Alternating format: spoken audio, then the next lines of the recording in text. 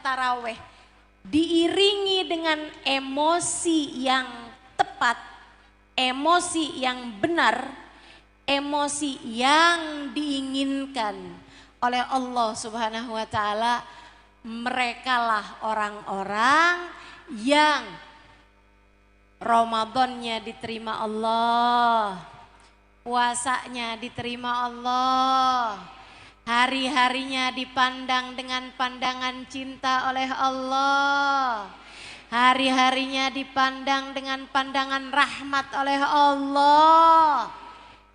Orang-orang yang mengikutkan rasa hati bersama dengan ibadah badan yang dia lakukan, emosi. Jadi sekalian saya muliakan,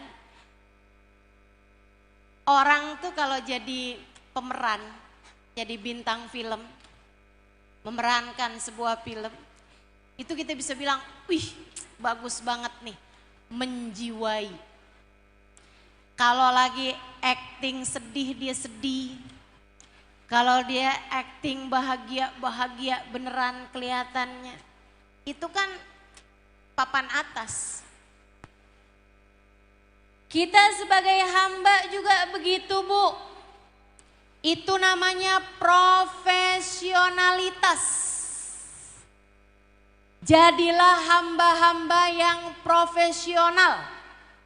Siapa mereka? Yang menyertakan hati dalam ibadah-ibadah badan yang dia lakukan. Makanya Nabi Muhammad bilang, lisaim farhatun inda iftarih wa farhatun inda liqa'i rabbih. Orang yang puasa punya dua emosi senang, punya dua rasa hati senang. Nabi nyebutinnya rasa hati, bukan punya dua waktu makan, enggak gitu. Nabi nyebutnya tentang rasa hati, farah, rasa senang. Kenapa? Karena puasa seharusnya diiringi dengan rasa hati. Semua ibadah kita baru benar-benar bermakna ketika ada rasa hati kita di dalamnya. Saudara sekalian yang saya muliakan, kapan senengnya wahai Rasulullah? Rasa hati senengnya tuh kapan? Kata Nabi ada dua nih orang kalau lagi puasa senengnya. Pertama, farhatun inda iftari. Seneng saat lagi buka puasa.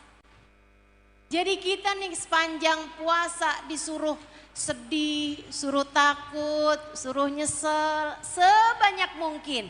Tapi waktunya buka puasa, mau gak mau disuguhin es teh manis, kita seneng. Sampai-sampai suara paling merdu adalah suara adzan maghrib waktu Ramadan. Itu tunggu-tungguin, gitu ya. Tahu-tahu keliru asar. Habisnya mirip suaranya. Adzannya sama aja. Teman-teman saudara sekalian, senang kita waktu buka, alhamdulillah. Senangnya kenapa? Tuntas puasa hari ini. Kuat puasa hari ini. Selesai puasa hari ini. Bu, saya dulu punya perasaan begini nih. Kenapa ya mesti seneng di saat buka puasa? Biasa aja kok. Anak umur 7 tahun juga udah kuat puasa sampai maghrib, betul? Apalagi kita udah tua-tuaan begini nih Bu nih. Ya kan? Ibu kuat puasa? Berat apa ringan puasa? Ringan, apalagi tambah ke belakang ya Bu ya. Kadang-kadang kelupaan sahur juga ringan aja tuh. Kadang-kadang gak kebangun waktu sahur, ringan aja puasanya. Kenapa? Orang senegeri puasa semua. Puasanya barengan jadinya lebih ringan. Tapi ibu saya sekalian, saya pernah ketemu orang ahli ibadah, ahli taat, ngerjain ibadah-ibadah besar dia sanggup, ibadah malam dia sanggup, Quran dia sanggup, zikir dia sanggup, panjang. Zikirnya panjang bacaannya. Dia bilang, "Ustazah, doain ya Ustazah. Saya susah kalau masuk bulan Ramadan." Saya bilang, "Kenapa?" "Saya Ustazah, tiap puasa, tiap hampir pingsan. Tiap puasa, tiap hampir pingsan. Saya ada mah, saya ada GERD, saya ada segala macam penyakit-penyakit di badannya." Dia bilang tiap puasa saya hampir pingsan. Jadi saya kalau lagi puasa udah gak bisa ngapa-ngapain, saya di atas tempat tidur. "Ustazah, saya wajib puasa apa gak wajib puasa?" Saya bilang wajib. "Kuat?"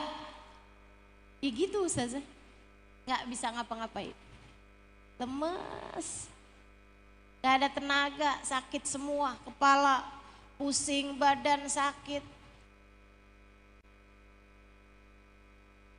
Dari situ saya pikir, puasa nih urusan kuat gak kuatnya puasa, bahkan bukan hanya sekedar kemauan kita. Kita mau juga kalau Allah Subhanahu wa taala bikin berat jadi berat, Bu. Kalau Allah mau puasa kita jadi berat, Dek. Kalau Allah mau bikin kita gak kuat puasa kamu. Makanya kalau kamu ditakdir Allah bisa ngerjain puasa, ketemu sampai maghrib, ketemu makanan, ketemu adzan maghrib, alhamdulillah. Makasih ya Allah udah kuat puasa, ketemu sampai maghrib, alhamdulillah. Makan kurma, minum air, kemudian kita bilang, Allahumma lakas sumtu wabika amantu wa ala rizkika aftartu birahmatika ya arhamar. Ya Allah, karenamu aku berpuasa, kepadamu aku beriman, dengan rizkimu aku telah berbuka. Semuanya adalah karena rahmatmu ya Allah. Seneng waktu buka puasa, seneng karena dimudahkan mengerjakan kebaikan. Bukan seneng ketemu lontong, bukan seneng ketemu kue sayur, bukan seneng ketemu kolak, bukan. Akan tetapi seneng karena sudah diberi kemudahan Allah mengerjakan ketaatan. Rasa senengmu itu bernilai di sisi Allah. Jadi kalau lagi buka puasa mesti seneng. Jangan sedih-sedih lagi buka puasa. Lagi buka puasa kok THR belum turun juga. Kok semuanya belum pada cair ini ya. Kulkas mana sini kok gak cair-cair. Sedih aja bawaan. Ngelihat si ini sedih, ngelihat si itu sedih. Jangan. Mesti seneng kalau lagi buka puasa. Kenapa begitu? Seneng karena diberi kemudahan Allah buat mengerjakan ketaatan. Alhamdulillah lunas. Hari ini puasanya udah terlaksana. Alhamdulillah, makasih ya Allah, makasih ya Allah. Dhahabat dhama wabtallatil uruq wa thabatal ajru insyaallah taala. Hausnya udah hilang. Tenggorokannya udah basah, asalnya kering. semoga pahalanya sudah dicatat oleh Allah. Kita baca seperti itu. Allahumma ya azim, ya azim, ya azim. Ighfirid dzambal azim. Fa innahu la yaghfirudz dzambal azim illa al-azim. Wahai Zat yang maha besar, wahai Zat yang maha besar. Ampuni ya Allah dosa-dosa saya yang besar. Tak ada yang dapat mengampuni dosa-dosa saya yang besar ini ya Allah. Selain Engkau Zat yang maha besar. Sehingga sekalian rasa senang ketika berbuka puasa itu akan bawa kesenangan yang lain. Wa farhatun inda liqa'i rabbih. Senang ketika nanti berjumpa dengan Allah. Emosi, rasa hati perlu saat ibadah. Termasuk hari raya. Kalau hari raya emosinya itu adalah emosi rasa bahagia karena telah menuntaskan Ramadan sekaligus sedih. Sedih karena Ramadannya udah lewat. Ketemu enggak ya tahun depan? Yang kemarin itu rasanya belum maksimal. Ya Allah, pertemukan lagi kami di tahun depan. Gitu. Bahagia saat datangnya bulan Syawal, hari raya. Bahagia saat bisa kumpul-kumpul keluarga. Bahagia saat kita saling bersilaturahmi, berjumpa sanak keluarga. Makanya Allah tuh karena emosinya hari raya itu harus emosi seneng. Ya, harus rasa hati seneng. Sama Allah tuh dikasih perintah-perintahnya yang nyenengin. Misalnya hari raya sunnah mandi. Bu, ngeliat gak anak kecil suka rungsing, nangis terus, susah terus? Kita tanya ini kenapa nih anak? Dikasih makan udah, diganti pempes udah, gitu kan ya?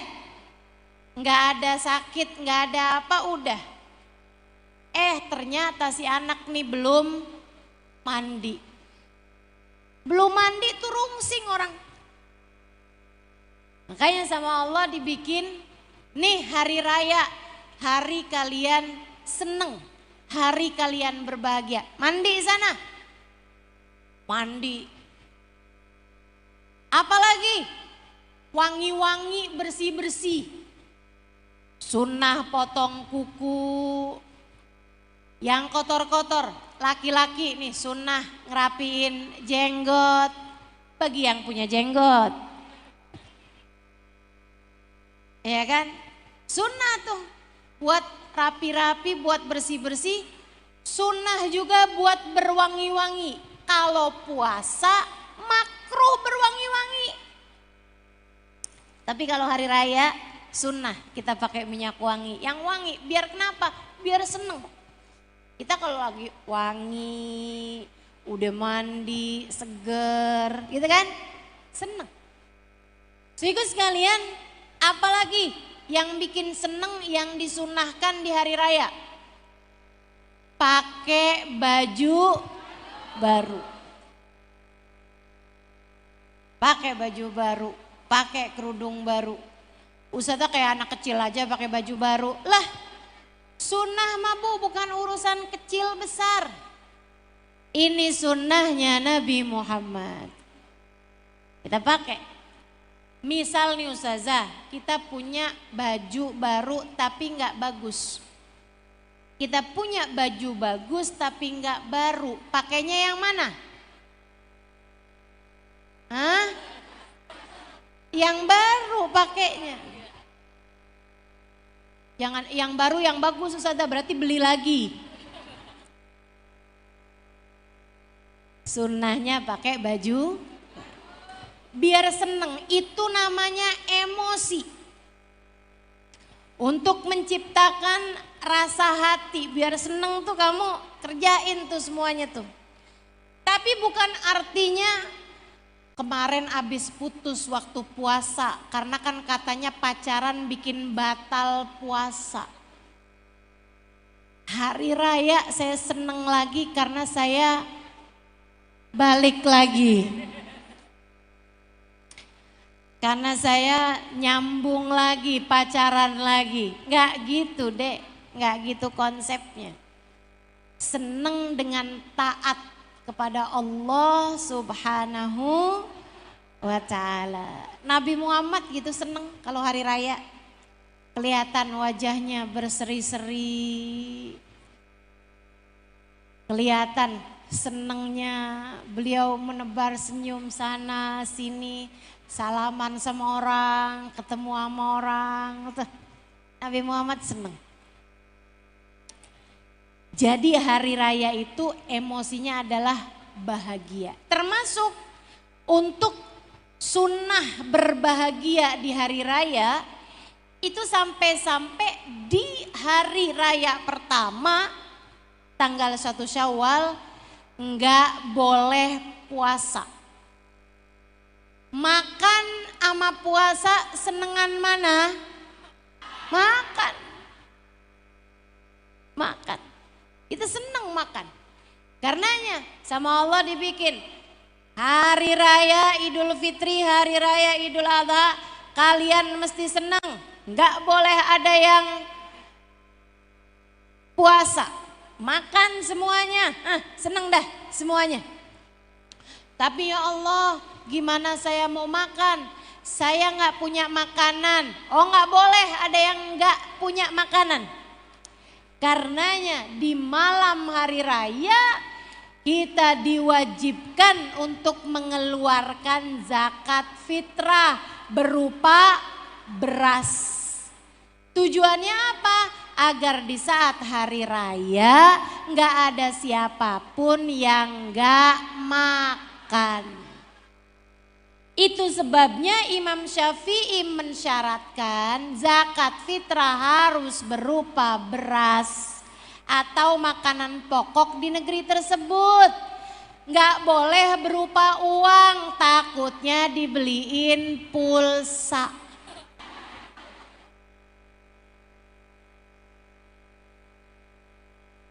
Besokannya nggak bisa makan, nggak punya beras, tapi pulsa ada. Jadi ibu beras, karena memang Allah SWT zat yang maha bertanggung jawab. Kalau diwajibkan untuk nggak boleh puasa, Allah pasti bakalan jamu hamba-hambanya. Kayak gitu. Kayak hari raya Idul Adha yang akan menjelang nanti nih kan. Hari raya Idul Adha. Nggak boleh puasa tanggal 10, 11, 12, 13. Tapi nggak ada zakat fitrah, nggak ada zakat fitrah, adanya kurban. Itu adalah cara Allah buat menjamu hamba-hambanya dengan daging. Kamu makan itu daging pada hari raya Idul Adha. Nih saudaraku sekalian, emosi dalam beribadah, rasa hati dalam beribadah. Waktunya senang kamu senang, waktunya sedih kamu sedih, waktunya takut kamu takut. Dipakai semua rasa hati sesuai dengan apa yang Allah inginkan. Kalau kamu selalu mengerjakan hal itu di dalam kehidupanmu, saya kasih tahu. Misalnya nih, saudaraku sekalian saya muliakan. Saya kasih tahu. Misalnya sekarang nih, lagi kumpul di tempat ini. Ini harus ada emosinya, harus ada rasa hatinya. Yang terbaik di antara kita adalah yang pakai rasa hatinya ikutan dipakai. saat lagi baca sholawat ada kangen-kangennya gitu sama Nabi. Ada rindu-rindunya sama Nabi Muhammad. Saat lagi mendengarkan kajian ada khusyuk-khusyuknya mendengarkan. Semakin kamu punya rasa hatinya, semakin besar pula lah apa yang kamu dapat dari Allah Subhanahu wa Ta'ala. Tapi kalau yang datang hadir majelis, ngapain datang? Pengen tahu tuh ustazah yang viral di TikTok. Kayak apaan mukanya? Misalnya cuman sekedar pengen lihat doang orang baca sholawat, jadi baca aja kalau dia tahu. Hatinya ke dapur, hatinya ke pasar, hatinya lagi beli sayuran, hatinya lagi check out di Shopee.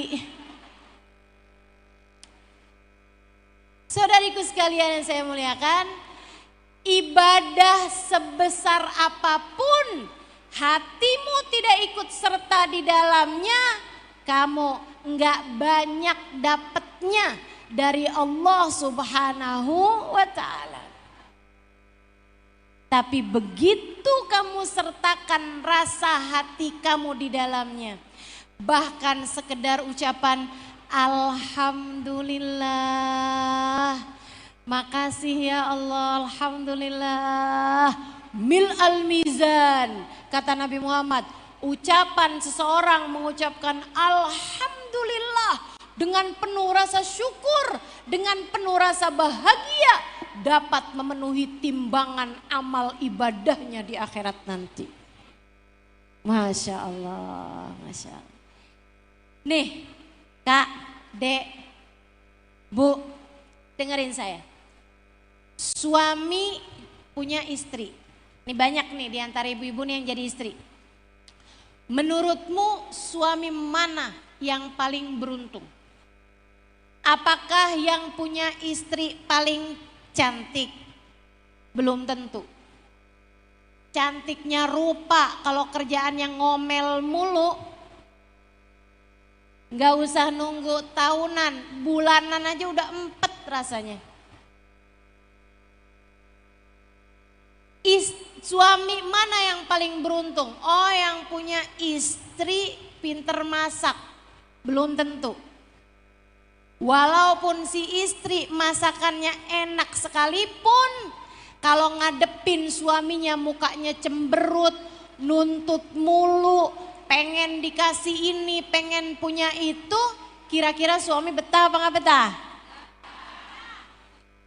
Gak betah. Betul? Yang mana kira-kira? Yang kulitnya paling mulus? Enggak. Yang apa? Oh, yang paling pinter di atas tempat tidur. Siapa bilang? Enggak ada. Enggak ada. Itu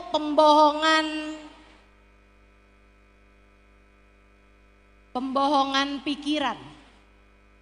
Wah, kalau badan saya langsing, suami saya pasti bakalan cinta dan sayang sama saya. Bohong.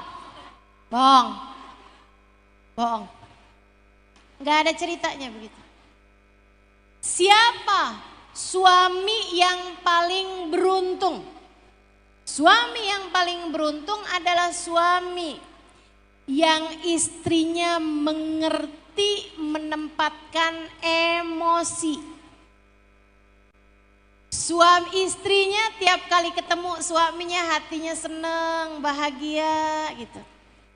Ngelihat suaminya senyum, tanyain, kamu senyum gitu kenapa sih? Seneng jadi istri kamu.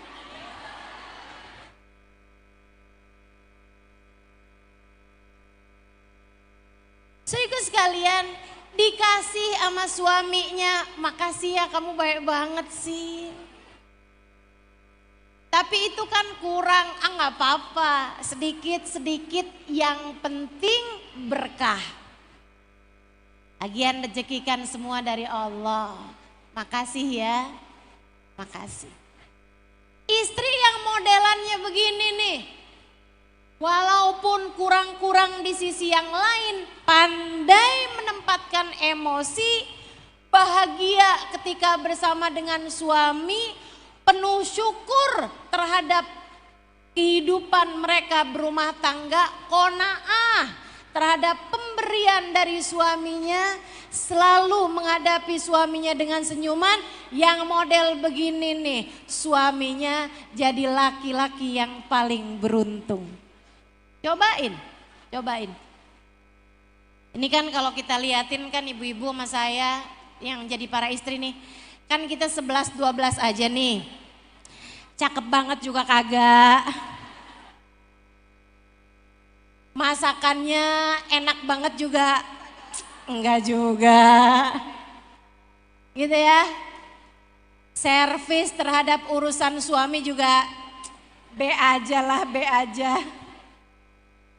Semuanya serba biasa-biasa, tapi kita bisa jadi juara di hati kita, di hati suami kita ketika kita bisa memberikan kepadanya emosi yang benar, rasa hati yang benar. Makanya Nabi Muhammad bilang, tanakahu al-walud al-wadud. Nikahlah kalian para lelaki dengan perempuan al-walud yang kiranya bisa punya banyak anak, al-wadud. Ini antik nih. Nabi nggak bilangnya perempuan yang cerdas, perempuan yang pinter, perempuan yang cantik misalnya gitu ya, perempuan yang pinter masak misalnya begitu, perempuan yang mengerti ngurus anak, saya nggak gitu. Nabi bilangnya tanakahu al-walud al-wadud, al-wadud. Siapa al-wadud? Perempuan yang besar cintanya. Perempuan yang besar sayangnya, perempuan yang mampu menunjukkan emosi cinta kepada suaminya. Jadi, Bu, Kak, Dek, sertakan rasa hati yang benar dalam hari-harimu, dalam waktu-waktumu. Emosi yang benarnya tuh yang kayak gimana? Emosi penuh syukur kepada Allah Subhanahu wa taala, rasa malu karena dosa-dosa, bertaubat tidak mau mengulanginya lagi, emosi selalu terima dengan apapun yang jadi kehendak Allah. Saya sering memperhatikan, kalau bulan Ramadan kan gak ada setan. Saya sebenarnya gak enak nih mau cerita ini karena udah balik dia. Saya mau cerita setan nih. Setannya udah balik nih pada ya kan. Enaknya tuh cerita ini pas bulan Ramadan. Jadi dia gak denger. Sekarang kita omongin dia denger nih. Saya perhatikan diri saya. Saya kalau bulan Ramadan itu ngeliatin gitu, katanya nggak ada setan ya. Berarti ini semua emosi ini saya nih yang punya. Nggak ada bisik-bisikan setan.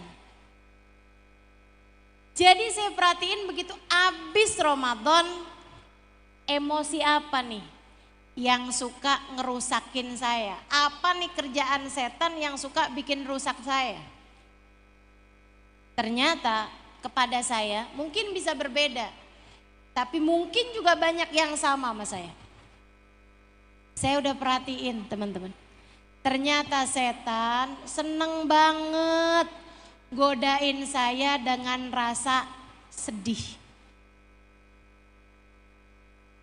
Setan tuh seneng banget bikin saya jadi merasa gak berguna.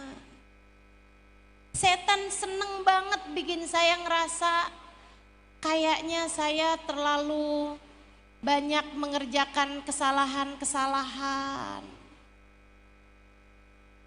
Bikin saya ngerasa hidup ini kayak gak terlalu banyak manfaatnya, kayak gak seneng jadi hamba Allah gitu.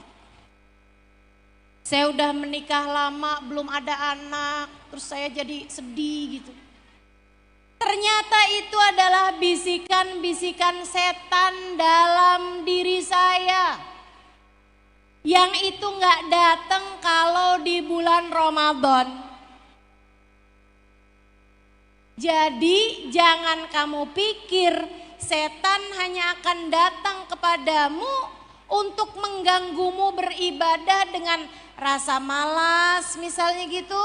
Enggak hanya itu teman-teman, ngajakin buat bikin maksiat, bikin dosa gitu. Enggak hanya itu, setan seringkali masuk kepadamu dengan perasaan punya suami kayak gitu modelnya. Enggak kayak suami orang. Kapan ya suami orang tuh ngajak istrinya jalan-jalan. Ini mau ngajakin ke Indomaret aja dikasih jatah. Belanjanya gak boleh banyak-banyak. Saudaraku sekalian yang saya muliakan, itu tuh rasa hati kayak begitu tuh yang seringkali jadi jalannya setan buat masuk kepada dirimu. Hati-hati. Hati-hati. Coba sekarang nih masing-masing dari kita punya PR ngeliatin hatinya. Saya ceritain tentang seseorang yang gak pernah sedih dalam hidupnya. Nih saya punya 2 cerita. Saudaraku sekalian yang saya muliakan, ini kayak sekarang nih kan, ini setan nih masuknya lewat rasa gerah nih, panas nih, aduh ongkep banget nih, aduh udah ngalir nih, keringetnya nih, gitu. Udahan aja apa sih pengajiannya nih, ustadzanya ngomong sampai kapan nih.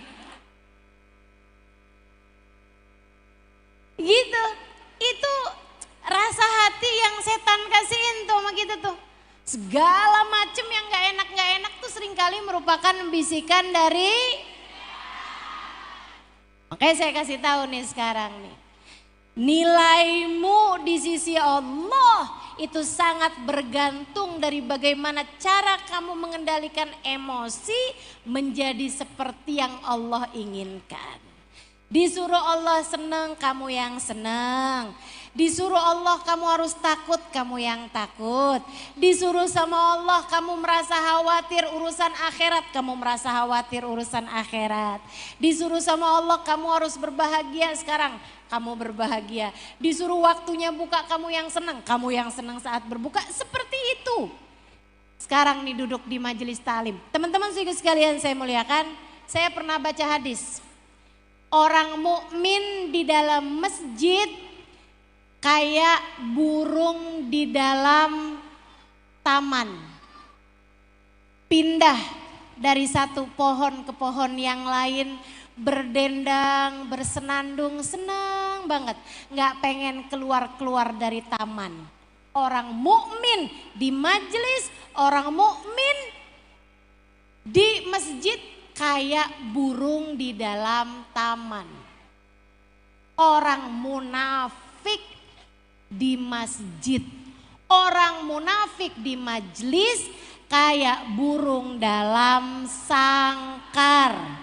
Berusaha untuk kapan nih dibuka nih, kapan nih bubar nih, kapan nih pulang nih. Itu aja yang dipikirin. Jadi muslimkah kamu di sisi Allah? Mukminkah kamu di sisi Allah? Ataukah setan masih terus-terusan menjadikan dirimu sebagai munafik di sisi Allah? Yuk, yang betah ngerjain taat, insya Allah. Saudariku sekalian saya muliakan, ini saya punya dua cerita nih. Cerita yang satu Hubabah Nur binti Alwi. Hubabah Nur bintu Alwi. Saya pertama lihat dia di majelis. Jadi saya nggak tahu posisinya saat berdiri, saat jalan. Saya ketemu udah duduk di majelis. Tapi guru saya Hubabah Nur Al-Haddar bintil Habib Muhammad bin Abdullah Al-Haddar, istri Sayyidil Habib Umar bin Hafid, guru saya, selalu memandang Hubabah Nur binti Alwi ini dengan pandangan penuh hormat, penuh cinta, penuh, udah pokoknya beliau hormat banget, sayang banget, cinta banget sama Hubabah Nur binti Alwi ini. Namanya sama-sama Nur ini ya, tapi bukan orang yang sama. Guru saya Hubabah Nur, Hubabah Ummu Salim lah gitu ya. Nah ini beliau ini Hubabah Nur binti Alwi. Itu teman-teman. Hubabah Nur saya, Hubabah Nur guru saya, hormatnya sama beliau luar biasa, membuat saya juga akhirnya jadi belajar hormat sama beliau. Saya pun juga sayang, saya pun juga cinta sama beliau.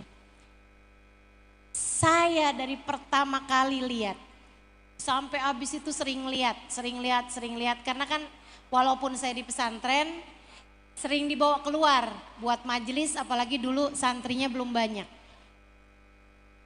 Udah lama saya merhatiin gitu, pas Hubabah guru saya cerita-cerita tentang orang-orang soleh tuh, kemampuan mereka bersyukur, kemampuan mereka buat qanaah luar biasa. Kemampuan mereka buat seneng jadi hamba Allah, seneng jadi hamba Allah. Itu luar biasa. Saya terus jadi merhatiin gitu, saya perhatiin iya ya. Orang-orang ini nih, para waliyah, para kekasih Allah, orang-orang yang dihormati oleh guru saya, Hubabah Nur bintu Alwi salah satunya. Sampai dengan sekarang ini nih, saya bicara ini, saya nggak pernah tahu muka beliau saat tidak sedang tersenyum. Keren gak tuh? Ada orang yang kita berjumpa sama beliau berpuluh kali, saya nggak pernah tahu mukanya kalau lagi nggak senyum kayak gimana. Senyum terus, senang terus. Senang terus. Kadang-kadang senyum juga, air mata ngalir juga gitu. Tapi senyum juga. Senyumnya tuh tetap yang senang jadi hamba Allah, ya Allah terima saya ya Allah, terima saya ya Allah. Walaupun dosa saya banyak, tapi saya senang jadi hambamu ya Allah, terima saya ya Allah. Sambil senyum, air matanya mengalir. Ntar senyum tapi sambil kangen sama Nabi Muhammad, air mata mengalir tapi tetap senyum gitu. Tuh hamba-hamba berkelas di sisi Allah. Satu hari teman-teman, saya lihat beliau saat beliau mulai berdiri dari majelis karena sudah dijemput, sudah bubar majelisnya. Waktu itu saya keluar majelisnya agak lama, agak lambat. Saya lihat saat beliau jalan. Saudariku sekalian, beliau itu bungkuk jalannya. Jalannya bungkuk. Ternyata beliau itu tinggal sebatang kara, sendirian. Tinggalnya itu di sebuah rumah yang di bawahnya itu dipakai buat urusan yang lain. Jadi beliau itu naik ke atas, rumahnya tuh di lantai 2, beliau harus naik tangga. Dan beliau itu bungkuk, beliau juga enggak kuat jalan kaki naik tangga. Sehingga akhirnya beliau merangkak.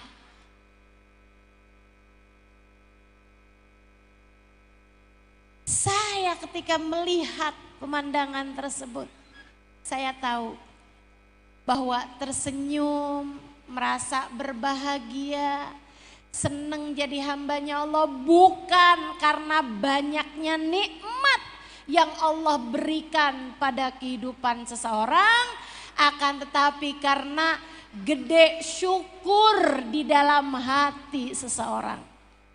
Kita nih kenapa senang banget ngeluh, seneng banget ngerasa miskin, seneng banget ngerasa susah. Bukan kurang nikmatnya tapi kurang syukurnya. Bukan kurang nikmat yang Allah berikan dalam kehidupan kita, bukan kurang nikmat yang Allah berikan dalam kehidupanmu, Dek. Akan tetapi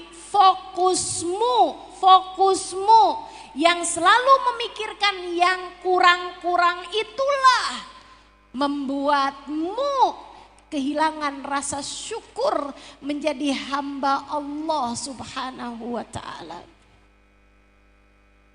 Bahwa sampai dengan saat ini Allah masih memberikan kepadamu keimanan padanya. Bahwa sampai dengan saat ini Allah masih senantiasa menguatkan dirimu. Kamu pernah mengalami masa sulit. Kamu pernah mengalami masa sakit. Kamu pernah mengalami masa jatuh. Kamu pernah ditinggalkan oleh seseorang. Kamu pernah mengalami hari-hari berat. Akan tetapi nyatanya Allah tak pernah melepaskan kasih sayangnya kepadamu. Bukan begitu? Bukan begitu? Coba diingat-ingat. Pernah mengalami hari berat? Pernah mengalami rasa sakit? Pernah ditinggalkan seseorang? Pernah mengalami masa sulit? Tapi kuatkah kamu sampai dengan sekarang? Kuat. Sampai dengan sekarang kamu masih ada di sini tanpa kekurangan suatu apa. Allah menguatkan kita, teman-teman. Allah menguatkan kita. Jadi jangan sampai ketakutanmu terhadap yang akan datang membuatmu kehilangan kesyukuran atas nikmat dan karunia yang Allah berikan pada saat ini. Itu Hubabah Nur bintu Alwi, saya nggak bisa bayangin kayak apa kesedihan beliau. Hidup sebatang kara, nggak punya sesiapa. Beliau masak sendiri, beliau ngerjain urusannya sendiri, anak seorang wali min auliyaillah. Akan tetapi bahkan senyuman di bibirnya nggak pernah hilang. Kerjaan beliau ini ya, orang kalau memang benar-benar merasa penuh, kerjaannya tuh kayak pengen ngasih aja gitu. Apa yang beliau kerjakan? Mendoakan orang lain. Kita asal ketemu sama beliau langsung dapat doanya. Ketemu nih, ya hayya wa sahla, nawwarallah galbak. Gitu. Selamat datang nak, selamat datang. Semoga Allah kasih cahaya di hati kamu. Semoga Allah kasih ilmu manfaat buat kamu. Semoga Allah kasih karunia buat kamu. Ditinggiin derajat kamu. Terus gitu orang tuh ketemu sama beliau semua dapat doa semua dari beliau. Masya Allah. Kita kan enggak. Kita kan kalau ketemu orang lain pengennya bawaan kita minta doa aja dari dia. Ya bagus juga sih. Lebih jelek lagi kalau tiap kali ketemu orang kita bawaan pengen minta duit sama dia. Saudaraku sekalian yang saya muliakan, jadi nih kamu pengen hidup kamu itu senang bukan dengan berpikir kalau saya punya banyak duit saya hidupnya senang. Enggak. Adik-adik nih saya kasih tahu, kamu jangan berpikir kalau saya kawin dapat suami ganteng apalagi kaya nih saya seneng hidup saya. Enggak deh, enggak. Mau seneng jangan nunggu entar-entar, seneng dari sekarang. Setiap kali rasa sedih datang, setiap kali rasa gak enak di hati kamu datang, bilang sama diri kamu, saya seneng karena saya hamba Allah. senang karena saya umat Rasulullah. Saya senang karena saya hamba Allah. Saya senang karena saya umat Nabi besar Muhammad sallallahu alaihi wasallam. Itu Ubabah Nur binti Alwi, teman saya datang. Di malam 27 Ramadan gitulah, salah satu malam ganjil waktu saya ada di sana. Dia bawa air. Ubabah, ad'ilana. Ubabah, doain kami. Ini Ubabah air buat saya dan teman-teman saya. Dia ajnabi, dia dari barat. Teman saya nih Maryam, dia dari Amerika. Suaminya juga dari Amerika juga. Dan punya teman-teman ada yang dari Inggris, ada yang dari Australia yang berbahasa Inggris gitu. Jadi dia bilang doain di air ini Ubabah. Ubabah doain. Sambilan pegang airnya nih Ubabah tanya, kamu minta didoain apa nak? Ini kan orang kalau udah penuh tuh hatinya penuh dengan bahagia, penuh dengan syukur, penuh dengan iman, penuh dengan semua yang bagus-bagus tuh. Bisa kayak gitu tuh. Minta didoain apa? Enggak, oh kamu minta doa, saya juga lebih pantas buat didoain. Doain saya dulu, nanti kamu baru saya doain, enggak gitu. Kamu minta doa apa? Doain Ubabah biar Allah tetapkan iman Islam. Didoain sampai. Doakan biar keluarga kami nih yang belum masuk Islam, biar pada masuk Islam. Doain biar ilmu kami manfaat. Doain biar kami bisa berdakwah ketika kami pulang nanti. Didoain sama beliau. Doain biar saya punya anak. Doain biar punya anak. Doain. Semuanya nih. Habis selesai Fatihah kata beliau. Fatihah. Pulang nih teman saya Maryam, Erika. Akhirnya dikumpulin teman-temannya. Yang tinggalnya dekat sama rumah dia tuh ada 7 orang. Itu tadi yang saya bilang ada yang dari Inggris, ada yang dari Amerika juga. Ada yang dari Swedia, ada yang dari Australia. Terus dia bilang, nih saya dapat hadiah nih. Maryam kita nih lagi enak-enak tidur kamu bangunin. Kalau nggak penting awas ya. Dia bilang oh penting banget kalian nggak akan nyesel. Saya tadi ketemu Ubabah Nur binti Alwi jam 3 malam. Nih sekarang beliau habis doa nih. Ayo kita bagi-bagi airnya kita minum. Saya kira ini adalah malam Lailatul Qadar. Dia bilang kayaknya nih malam Lailatul Qadar. Akhirnya teman-temannya pada minum tuh sedikit sampai tuh air habis. 7. Mereka tanya, Maryam, nih kamu minta doa apa? Doa biar nanti kita pulang ilmu kita manfaat, amin. Doa biar keluarga kita yang belum masuk Islam pada masuk Islam, amin. Doa biar kita nanti pulang jadi pendakwah, amin. Doa biar kita jadi hamba yang disayang Allah, amin. Doa biar Nabi Muhammad terima kita, amin. Doa biar di akhirat kita bahagia, amin. Doa biar punya anak. Semuanya diem. Karena yang 6 sama dia 7 nih, yang 6, yang 1 ada yang anaknya udah 6. Yang 1 anaknya baru 2, tapi udah kayak 200. Anaknya tinggal hilang mulu di Tarim. Habis itu yang 1 lagi ada yang baru punya anak 1. Ada yang 1 lagi, tapi dia belum pengen nambah anak gitu. Ada yang 1 lagi tuh memang belum pengen hamil, belum pengen punya anak juga gitu, pengen belajar dulu gitu kan. Jadi dia aja nih sendirian nih yang lagi pengen punya anak. Jadi teman-temannya bilang, ya ampun Maryam kenapa kamu minta doa kayak gitu sih? Aduh gimana nih kita udah minum lagi nih airnya.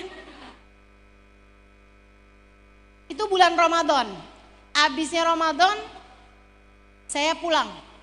Bulan Ramadan, Dzulhijjah, Muharram, saya pulang tuh bulan Muharram. Saya kembali lagi bulan Sya'ban. 6 bulan kemudian saya balik lagi ke Tarim. Saat saya balik lagi ke Tarim, 7 teman saya semuanya nggak ada yang di kota Tarim satu pun. Semuanya lagi pulang ke negeri mereka masing-masing buat lahiran.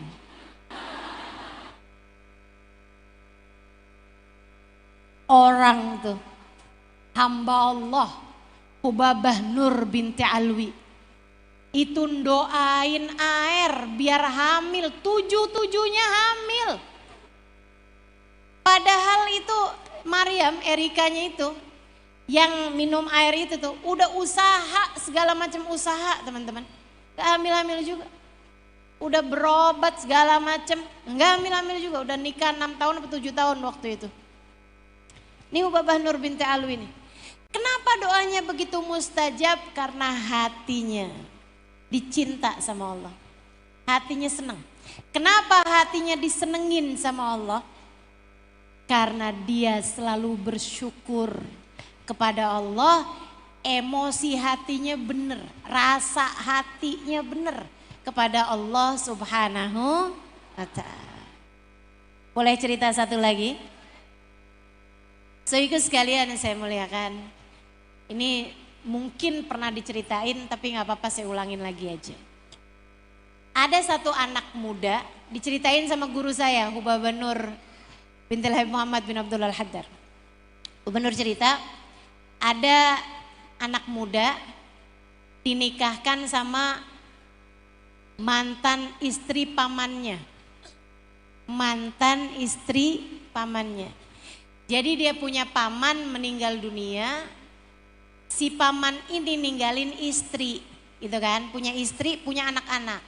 Nah saudara-saudaranya ini pada ketakutan karena usahanya itu dipegang sama paman yang meninggal ini. Kalau misalnya sampai usaha keluarga ini, si istri ini kawin sama orang lain, takutnya jadi berantakan gitu. Jadi keluarga nih pilihin, nih enaknya kita kawinin jandanya mendiang saudara kita nih sama siapa. Akhirnya dipilihkanlah si ponakan ini. Masalahnya ponakannya ini umurnya baru 20-an tahun, si perempuan istrinya tadi ini, istrinya jandanya ini, istrinya pamannya ini umurnya udah 40 tahun.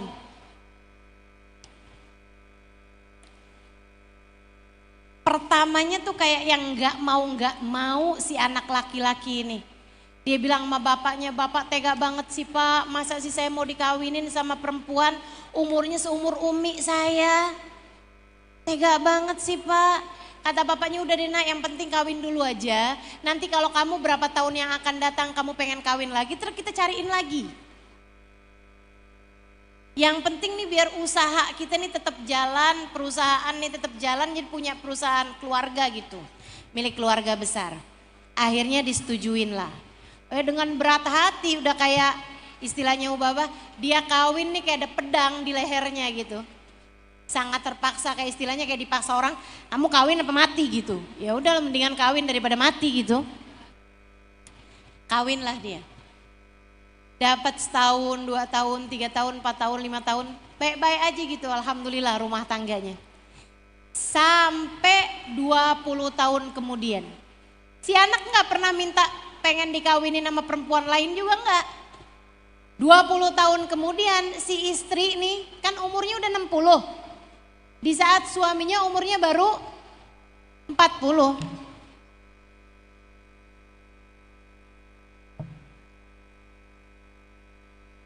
Nah si bapaknya nih, si istri ini karena udah umur 60-an tahun mulain. Perempuan kayak kita nih kan, apalagi kalau udah umur 60-an tahun, di atas 40-an tahun deh kaki mulain linu-linu ya kan. Pinggang mulain encok gitu kan. Udah yang asalnya bau minyak wangi sekarang bau minyak gosok, minyak angin ya kan. Yang dulunya di samping tempat tidur nih wangian, sekarang samping tempat tidur balsem, koyo, dan segala macem dah. Sehingga sekalian, ini istrinya juga kayak gitu, mulai sering sakit gitu. Akhirnya si anak nih dipanggil sama bapaknya. Dia bilang, nak, kamu kan dulu kawin sama istri kamu kan kayaknya dulu terpaksa. Kita tahu umur istri kamu itu kan gak muda lagi. Apalagi sekarang kabarnya sering sakit-sakitan. Nak, kamu tinggal sebut aja perempuan mana yang pengen kamu nikahin, biar kita yang ngelamar dia buat kamu, nanti gampang istri kamu biar ibu kamu atau yang lain-lain yang akan bicara. sebagai sesama perempuan kepada istri kamu itu. Udahlah, kamu gak usah ngomong, pokoknya oke aja deh semuanya. Kamu tinggal sebut aja, mau kawin sama siapa, pengen kawin sama anaknya siapa gitu. Si anak nih umur 40 tahun lagi gagah-gagahnya, lagi sedang-sedangnya, lagi cakep-cakepnya, lagi kuat-kuatnya. Dia bilang, maafkan saya Pak, saya rasa saya gak akan pernah bisa berjumpa perempuan seperti istri saya. Gak akan bisa saya dapetin perempuan kayak istri saya. Kenapa gitu? Kamu kan dulu kawin terpaksa aja. Dia bilang 20 tahun saya kawin sama dia, saya nggak tahu tampangnya kalau lagi cemberut. Para istri dengerin saya. Betapa beratnya hal ini. Ini kalau adik-adik yang belum nikah sini bisa yang, saya bisa tuh kayaknya. Belum tahu dia. Belum tahu aja dia. Para istri nih, terutama yang udah nikah di atas 5 tahun, di atas 10 tahun. 20 tahun saya nikah sama dia, ayah, saya gak pernah tahu mukanya dia kalau lagi gak senyum. Senyum aja terus ngadepin saya. Dia bilang, dia selalu bilang sama saya, marhaba habibi, marhaba, marhaba. Baik sayang, baik. Saya minta ini, minta itu, lebih sayang, baik. Iya. Kalau saya lagi gimana, saya lagi ngeluh gini gitu segala macam, nggak apa-apa sayang, tenang, tenang.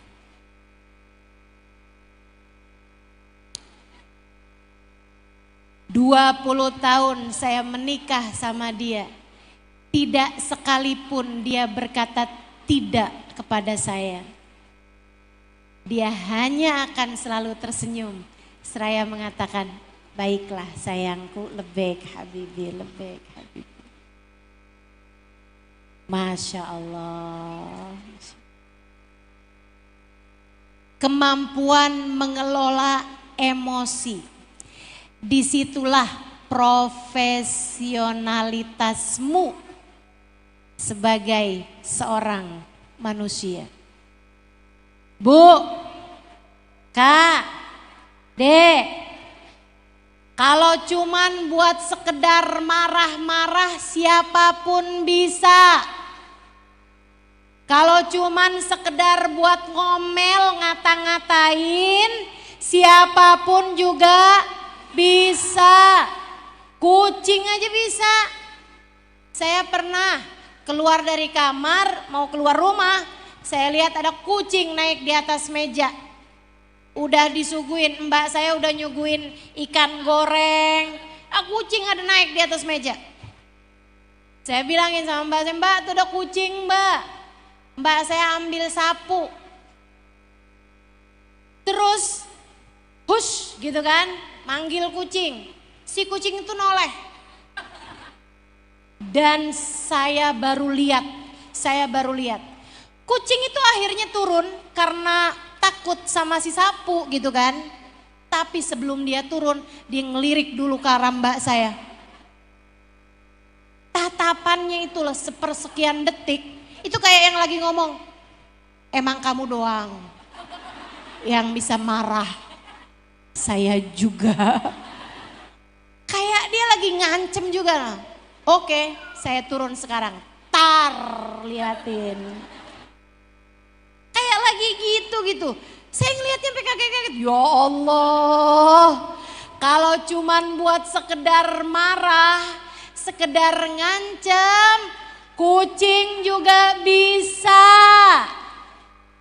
Tapi yang bisa selalu tersenyum, bahkan di saat hati sedang terluka, hanya hamba Allah yang profesional yang dapat melakukannya. Hanya hamba Allah yang tercinta yang dapat memaafkan maafkan di saat hati terdolimi. Di saat keadaan sedang tidak menyenangkan, dia tetap dapat bersyukur, tetap dapat berbahagia.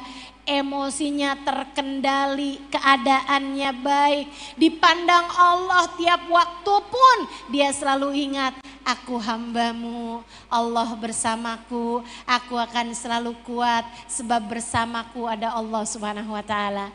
Aku sekarang sedang miskin, aku sekarang sedang tidak punya apa-apa. Tapi aku akan selalu tenang sebab bersamaku ada Allah. Dia zat yang maha kaya. Aku sedang sakit, aku sekarang sedang merasakan kesakitan. Tapi gak apa-apa sebab Allah yang maha menyembuhkan. Dan Allah sedang bersama denganku. Aku tidak pernah takut terhadap apapun. Sehingga dia senantiasa tersenyum. Merekalah hamba-hamba tercinta di sisi Allah. Siapa yang dapat menjalani kehidupan dengan cara yang seperti ini, saya beri kabar gembira baginya. Bahwasanya dia akan menjadi seseorang yang sangat berbahagia saat nanti malaikat Israel datang untuk mencabut nyawanya. Man ahabba liqa Allah, ahabballahu liqa'ah. Siapa yang berbahagia saat perjumpaannya dengan Allah. Kenapa dia berbahagia? Sebab Allah bahagia berjumpa dengannya. Allah senang ketemu sama hamba yang senang sama Allah. Allah senang ketemu sama hamba yang cinta sama Allah. Allah senang ketemu sama hamba yang selama hidupnya bersyukur kepada Allah. Allah senang. Kalau kamu menjadi salah satu di antaranya, saya ucapkan selamat kepadamu. Bersiap-siaplah untuk perjumpaan indah dengan Allah Subhanahu wa ta'ala. Bersiap-siap untuk perjumpaan indah dengan Allah. Kalau sepanjang hidup di dunia ini kamu selalu berbahagia menjadi hamba Allah. Selalu bersyukur menjadi hamba Allah. Rasa hati kamu benar kepada Allah Subhanahu wa ta'ala. Saat ibadah kamu hadirkan Allah, Allah, Allah. Itu teman-teman, saudariku sekalian yang saya muliakan. Nanti saat kamu jumpa dengan Allah, kamu akan merasakan kebahagiaan yang luar biasa. Saat itu Allah akan bisikkan di telinga ruhmu, Allah akan bisikkan, sampaikan, lantunkan di dalam ruhmu, ruhmu mendengarnya firman Allah, ya ayyatuhan nafsul mutmainnah irji'i ila rabbiki radiyatan mardiyah. Wahai pemilik hati yang tenang, wahai pemilik hati yang penuh syukur, wahai pemilik hati yang selalu menerima, selalu qanaah, selalu cinta, selalu ridho, selalu berbahagia denganku. Irji'i, saatmu kembali kepadaku. Radiyah, kamu ridho kepada Allah. Mardiyah, Allah pun ridho kepada kamu. Fadkhuli fi ibadi, masuklah ke dalam golongan hamba-hambaku. Fadkhuli jannati, masuklah ke dalam surgaku. Tapi kalau kamu memilih sepanjang sisa hidupmu nih di dunia nih, saya nggak tahu hidupmu sisa berapa, sebagaimana saya nggak tahu sisa umur saya juga berapa. Tapi kalau saya memilih untuk berkeluh kesah mulu, ngomel-ngomel mulu, marah-marah mulu, nggak terima mulu, merasa sedih mulu. Ya ampun, kok saya begini ya, kok nggak ada yang mau sama saya ya, kenapa saya ditinggalin terus sama orang, kenapa suami saya nggak sayang sama saya, kenapa suami saya memilih untuk tertarik pada janda belakang rumah, kenapa ya saya sedih aja bawaan hidupnya, kayak yang paling terbolimi, kayak yang paling tersakiti. Kenapa saya, ipar saya jahat banget sama saya, mertua saya kejam banget sama saya, saudara saya nggak ada yang peduli sama saya, suami saya nggak sayang. Waduh, itu aja terus. Jadinya hidup terus-terusan merasa yang paling sengsara, seolah lupa bahwa yang mengatur hidup adalah Allah yang mengatakan wa in ta'uddu ni'matallahi la tuhsuha. Kalau kamu mau menghitung-hitung nikmat dari Allah, enggak akan pernah mampu terhitung dari kamu. Saudaraku sekalian saya muliakan, kalau kamu mau kayak begitu, siap-siap juga. Saat nanti ajal datang menjemputmu, kamu akan dijemput dalam keadaan sedih setengah mati, takut setengah mati, ngeri setengah mati. Kamu gak senang berjumpa dengan Allah, sebab Allah pun benci untuk berjumpa denganmu. Man kariha liqa Allah, karihallahu liqa'ah. Siapa yang benci ketemu sama Allah, kata Nabi Muhammad, Allah pun benci untuk berjumpa denganmu. Saat ruhnya keluar, langit menolaknya, bumi menolaknya. Saat ruhnya keluar, Allah tutupkan pintu rahmat darinya rapat-rapat. Ketika dia berkata, aku kembali padamu ya Allah, Allah bilang, aku tak sudi menerimamu. Sebab semua yang aku berikan padamu di dunia, kamu tidak sudi pula menerimanya, bukan? Aku menolakmu sebagaimana kamu dulu menolak ketetapan-ketetapan takdir dariku. Hati-hati, hati-hati. Hiduplah dengan penuh syukur. Hiduplah dengan penuh berbahagia. Dengannya kita akan naik kelas, insya. Rabbana zalamna anfusana wa ilam taghfir lana wa tarhamna lanakunanna minal khasirin. Rabbana atina fid dunya hasanah fil akhirati hasanah wa qina adzabannar. Bifadli subhana rabbika rabbil izzati amma yasifun wa salamun alal mursalin walhamdulillahi rabbil. Kita baca suratul Fatihah, mudah-mudahan jadi ilmu yang dapat kita amalkan. Mudah-mudahan jadi ilmu buat kita bisa Allah karuniakan rasa hati yang benar, rasa hati yang bagus. Al-hadiniyah ila hadratin Nabi Muhammad sallallahu alaihi wasallam. Al-Fatihah.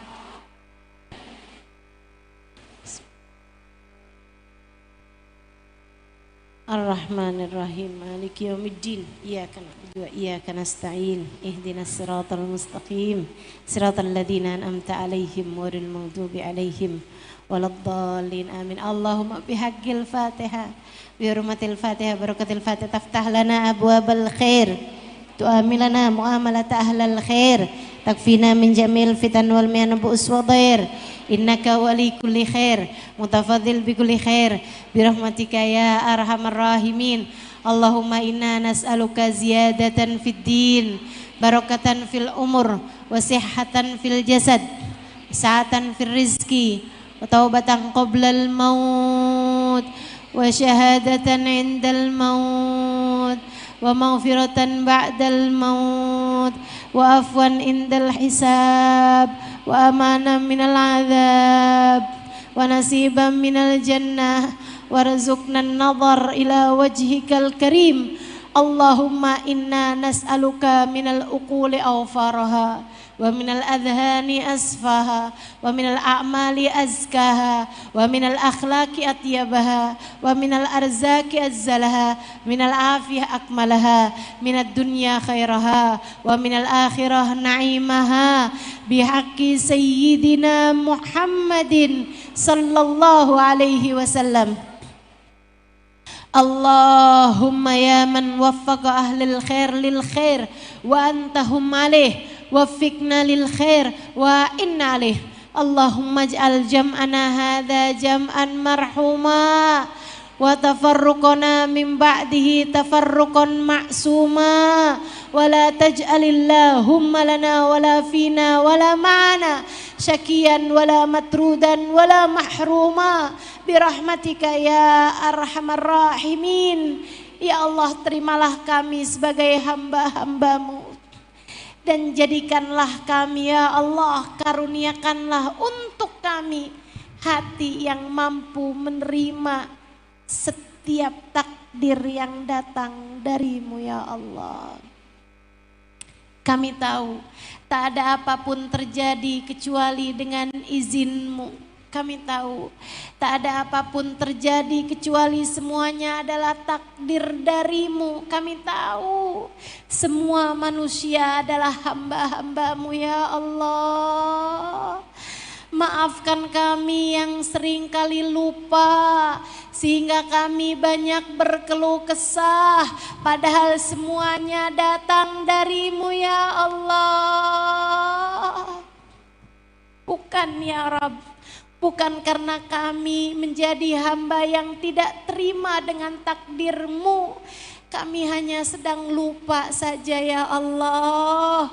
Karenanya jika selama ini hati kami seringkali bersedih, seringkali tampak tidak terima, seringkali seperti berkeluh kesah, ya Allah, jangan disebabkan hal itu Engkau tak berkenan menerima kami sebagai hamba-Mu ya Allah. Jangan usir kami dari pintu keridhaan-Mu ya Allah. Jangan usir kami dari pintu rahmat-Mu ya Allah. Jangan usir kami dari pintu kasih sayang-Mu ya Allah. Sayangi semuanya ya Allah. Rahmati semuanya ya Allah. Karuniakanlah syukur dalam hati kami semuanya ya Allah. Karuniakan kemampuan bersyukur dalam hati kami ya Allah. Karuniakan kemampuan qanaah dalam jiwa kami ya Allah. Karuniakan kemampuan untuk menjadi hamba yang senantiasa ridha kepadamu ya Allah. Ridha pada setiap keputusan apapun, meski terlihat sepahit apapun keputusan tersebut. Karuniakanlah kepada kami hati yang beriman kepadamu.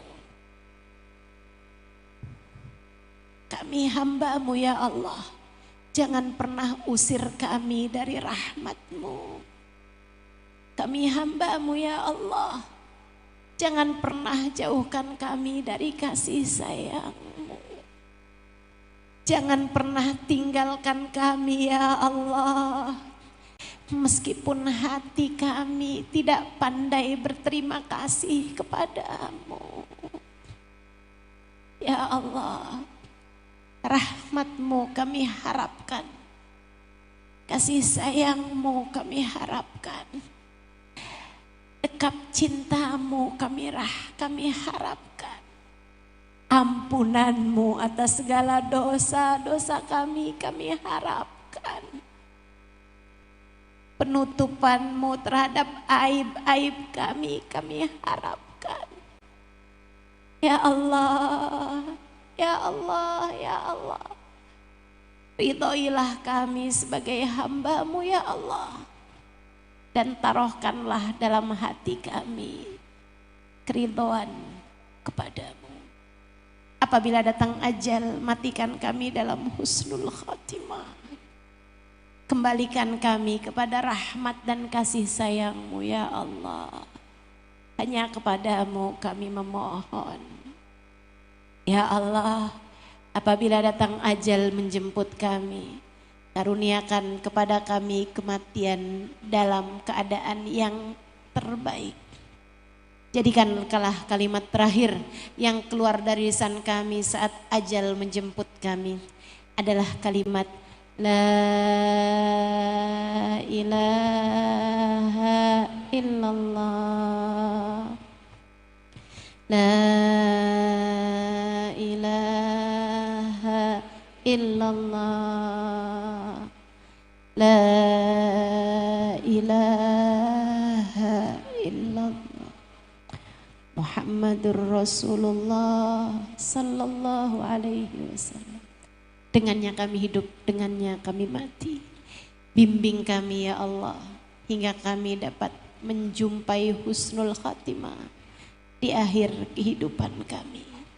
Bimbing anak-anak kami, bimbing kedua orang tua kami, bimbing saudara-saudari kami, ponakan-ponakan kami, hingga kami dapat menjalani kehidupan seperti mana yang Engkau inginkan, hingga kami dapat memiliki hati sesuai dengan apa yang Engkau inginkan. Kami dapat memiliki rasa hati sesuai dengan apa yang Engkau ridhoi ya Allah. Wassallallahu ala sayyidina Muhammadin wa ala alihi wa sahbihi wasallam. Fadli subhana rabbika rabbil izzati amma yasifun. Wassalamun alal mursalin. Walhamdulillahi rabbil alamin. Taqabbalallah minna wa minkum, taqabbal ya karim. Mudah-mudahan bermanfaat, kurang lebihnya mohon maaf.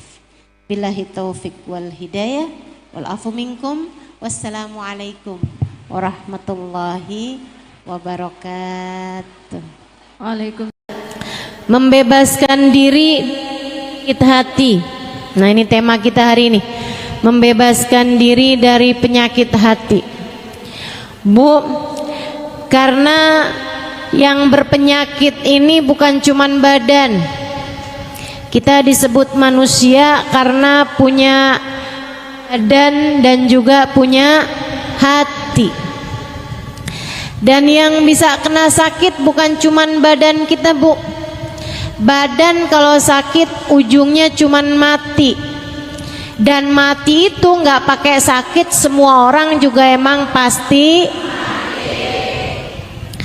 Orang hidup belum tentu sempat sekolah. Orang hidup belum tentu sempat nikah. Orang hidup belum tentu habis nikah dapat anak. Orang hidup muda belum tentu sampai tua. Tapi yang pasti semua orang hidup pasti merasakan mati. Badan tuh seapa-apanya sakit. Kalau sakit badan ujungnya cuman mati. Dan mati itu keharusan, keniscayaan sebagai seorang manusia. Masalahnya kalau sampai yang sakit bukan badan tapi hati. Bu, Dek, Nak, mau sebut ibu-ibu doang soalnya banyak adik-adiknya nih ntar ngiri. Jadi sekarang nih kayaknya mesti nyebut semua generasi nih. Bu, Dek, Nak, Nek. Ada nenek-nenek juga ya. Hati kalau sakit bahayanya besar. Kenapa gitu? Bisa nggak selamat? Sebab Allah Subhanahu wa taala mengatakan dalam Al-Qur'an, ala lisani sayyidina Ibrahim al-Khalil, sesuai dengan lisannya Nabi Allah Khalil, ketika Allah menceritakan tentang doanya Nabi Ibrahim alaihi salam, Rabbi la tukhzini yawma yub'atsun yawma la yanfa' mal wala banun illa man atallaha biqalbin salim. Kata Allah, ya Allah, jangan hinakan saya di hari Engkau membangkitkan hamba-hambamu. Jangan buat saya kecewa di akhirat nanti, ya Allah. Yauma la yanfa' mal. Akhirat, hari orang gak selamat bawa harta. Wala banun. Hari orang gak selamat bawa anak. Jadi yang punya anak banyak jangan bangga dulu. Wah, saya mah tenang dah. Punya anak 30. Jangan bangga dulu, sebab keselamatanmu tidak tergantung dari itu. Yauma la yanfa' mal wala banun. Lantas yang selamat orang yang datang bawa apa? Illa man atallah biqalbin salim. Yang selamat adalah orang yang datang pada Allah dengan bawa hati. Hati yang selamat, hati yang bagus, hati yang pantas, hati yang bercahaya. Pemilik-pemilik hati yang bercahaya inilah yang kelak di hari akhirat akan hidup dalam keadaan nikmat. Kalau kamu kepengen hidupmu senang, kelak di hari akhirat nanti, akan kalau kamu pengen hidup kamu dari sejak di dunia dikaruniai kehidupan yang baik, kehidupan yang bahagia, kehidupan yang terarah, kehidupan yang solehah, pastikan kamu punya modalnya hati yang selamat. Selamat dari apa? Selamat dari kotoran-kotorannya. Selamat dari penyakit-penyakitnya. Selamat dari kegelapan-kegelapannya. Apa kotorannya hati? Kotorannya hati adalah dosa. Kata Nabi Muhammad alaihi salatu wassalam, "Idza adnabal abd nakat fi qalbihi nuqtah sauda. Fa in istaghfar wa taba musih wa illa." Kata Nabi Muhammad, seseorang apabila mengerjakan dosa, maka tertorehlah di lantai hatinya, di ruang hatinya satu titik hitam. Kalau dia bertaubat, dia beristighfar, dia mohon ampun kembali kepada Allah, dihapus titik hitamnya. Kalau enggak, titik hitam terus ada. Bikin dosa lagi, titik hitam lagi. Bikin dosa lagi, titik hitam lagi, sampai hatinya penuh dengan kotoran-kotorannya, hingga hatinya menjadi gelap, tak lagi bercahaya. Nanti kalau hati udah banyak kotoran-kotorannya, hatinya jadi berpenyakit. Penyakitnya hati apa aja? Banyak. Imamul Haddad dalam kitabnya menyebutkan penyakit-penyakit hati paling berbahaya. Kata beliau, salah satu dari penyakit hati paling berbahaya namanya kibir, kesombongan. Kesombongan ini merupakan penyakit hati yang sangat berbahaya. Lawannya sombong adalah tawadhu. Sombong merasa diri lebih baik daripada orang lain. Saya sih duduk di belakang, tapi nih ya, kalau orang tahu siapa saya, pasti saya bakal didudukin di depan.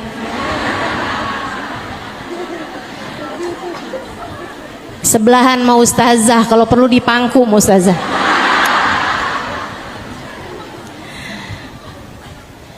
Nah ini nih, merasa diri lebih baik gitu.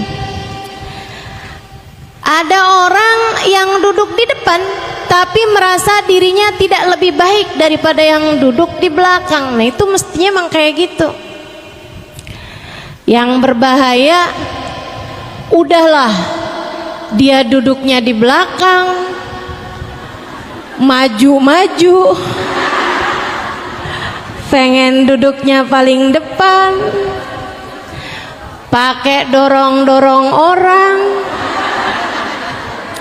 Ada yang begitu? Mana orangnya? Ada yang ngacung di belakang. Salah. Hati-hati sama sifat namanya kesombongan.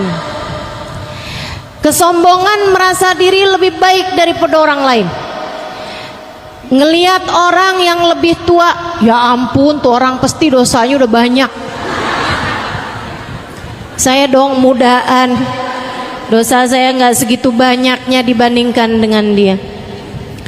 Ngelihat yang masih muda, ya ampun dia mah sholatnya belum banyak, ibadahnya belum banyak. Saya dong udah berapa kali lewatin Ramadan.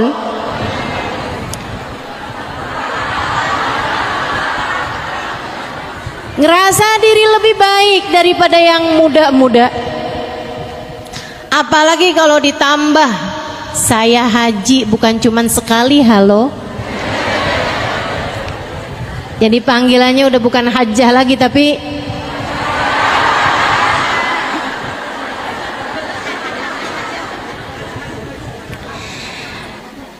merasa diri lebih baik daripada orang lain, entah karena ibadah, entah karena ilmu, apalagi karena harta.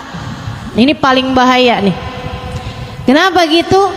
Karena sebenarnya kalau ibadah dan ilmu memang merupakan sarana Allah meninggikan derajat seseorang. Orang jadi mulia karena ibadahnya, orang jadi mulia karena hartanya. Segitunya aja kita tidak boleh merasa berbangga, merasa lebih dari orang lain karena ibadah kita ataupun karena ilmu kita. Apalagi kalau disebabkan karena harta yang sejatinya memang bukan merupakan pertanda Allah cinta, Allah memuliakan seorang hamba. Ya ampun tuh orang pada miskin-miskin banget ya, hidup di dunia aja terkutuk.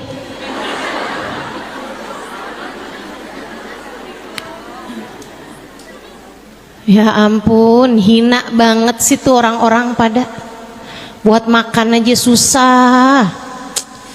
Duh, baru di dunia aja udah ditunjukin ya siapa orang mulia, maksudnya dia, dan siapa orang yang hina. Innalillahi.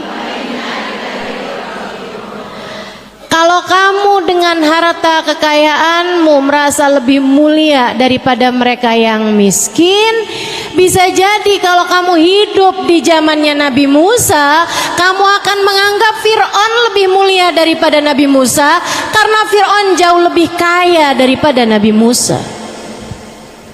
Hati-hati. Kalau kamu hidup di zamannya Nabi Muhammad, bisa jadi kamu akan menganggap Abu Lahab, Abu Jahal lebih mulia daripada Nabi Muhammad, karena memang secara harta kekayaan Abu Lahab, Abu Jahal lebih kaya daripada baginda kita Nabi besar Muhammad. Nyatanya tidak demikian. Ngelihat orang pinter, tuh orang ya ilmunya mah banyak tapi ngomongnya doang. Ustazah tuh hafal hadis berapa banyak tapi bisa ngomongnya doang, prakteknya mah kurang. Ada aja, tahu dari mana? Pasang CCTV apa di rumah ustazahnya? Pasang di CCTV apa di rumah kiainya, di rumah ustadznya? Tidak tahukah kamu 2 rakaat dari orang alim lebih Allah sukai daripada 200 rakaat daripada orang awam?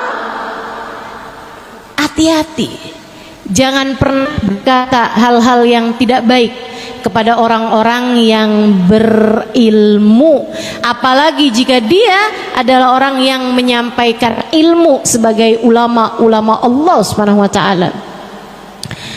Ngelihat orang alim aja bisa begitu, apalagi kalau dia ngelihat orang orang bodoh gitu. Ya, ini nih yang katanya Nabi calon penghuni neraka, kebanyakan orang bodoh nih dia nih. Ibadah kagak ngerti, sholat nggak paham, nih dia nih calon-calon penghuni neraka.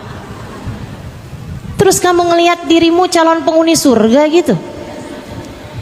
Hati-hati sama kesombongan, teman-teman saudaraku sekalian. Ngelihat orang lebih tua, dia merasa diri lebih baik. Ngelihat yang lebih muda, dia merasa lebih baik. Melihat yang miskin, dia merasa lebih baik. Ngelihat orang yang kaya, apalagi kaya bener ya, ngepet di mana nih ya? Korupsi nih kayaknya nih. Subhanallah, subhanallah. Terus kamu mau merasa lebih hina tuh dari siapa? Ngelihat orang alim dibilangnya begitu, ngelihat orang bodoh dibilangnya begitu. Ngelihat ahli ibadah, ada orang baca Quran, ibadah benar gitu, dia bilangnya palingan ria. Tuh dia ibadah kayak begitu cuman biar kelihatan orang kayak orang soleh gitu. Padahal aslinya mah hatinya lain, tuh hatinya lain. Urusan apa kamu sama hati orang? Ngelihat ahli ibadah kayak gitu, apalagi ngelihat ahli maksiat. Ya Allah, tuh neraka kirim salam kali sama dia. Maksiat aja. Ini kesombongan, teman-teman. Tingkat paling berbahaya dari penyakit hati.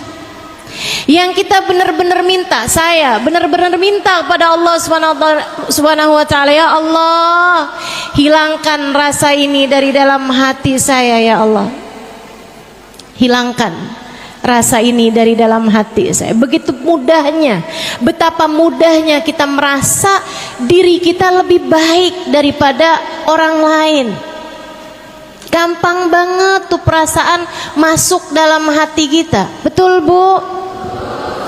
Ibu ngelihat perempuan pakaiannya terbuka gitu, gimana perasaan hati ibu?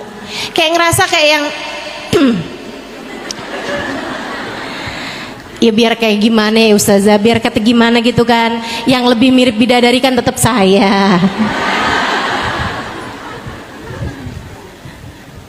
Ya ini keadaannya kayak begitu tuh Ustazah, gimana coba? Nih Bu, saya kasih tahu gimana caranya berpikir agar melihat orang lain selalu memungkinkanmu untuk melihat dia lebih baik daripada dirimu. Bu, Allah tidak pernah memberi jaminan padamu atas surgamu. Siapa di antara kita? Siapa di antara kita yang udah datang malaikat Jibril ngasih tahu, dah tenang, kamu masuk surga udah pasti? Ada? Siapa di antara kita yang pernah bermimpi Nabi Muhammad? Kemudian Nabi Muhammad berkata, tenanglah, kamu ada di belakangku. Siapa? Siapa di antara kita yang sudah mendapatkan jaminan bahwa kelak nanti saat melewati jembatan kakimu akan ditetapkan Allah hingga tidak tergelincir dan masuk ke dalam surga Allah tanpa hisab, tanpa azab? Siapa di antara kita yang bahkan dapat memastikan di saat ajal datang menjemputnya dia mati dalam husnul khatimah? Siapa di antaramu yang bisa memastikan dirimu mendapatkan kemuliaan semacam itu? Bukankah kamu, saya, kita semua adalah orang-orang yang berada dalam keraguan, apakah kiranya Allah ridho kepada kita ataukah Allah murka kepada kita? Bukankah selagi belum ruh keluar dan melihat tempat kembali kita adalah surga, Bukankah selama waktu itu kita masih belum nyata keadaan kita, kita masih belum jelas keadaan kita? Akankah ditetapkan dalam jalan taat, ataukah kita diusir dari rahmat Allah Subhanahu wa taala dan dibiarkan dalam keadaan maksiat? Siapa di antara